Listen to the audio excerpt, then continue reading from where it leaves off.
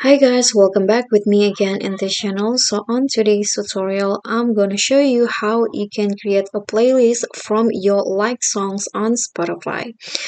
And in here, I've already opened the Spotify on my PC, and what you guys need to do to create a playlist from your like song is open the like songs folder first in your library in here.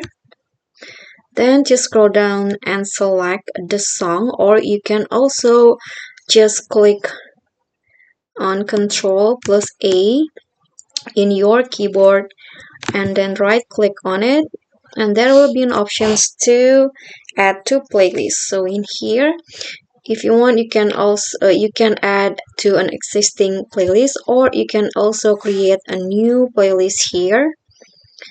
And after that, here a playlist will be created from your like songs.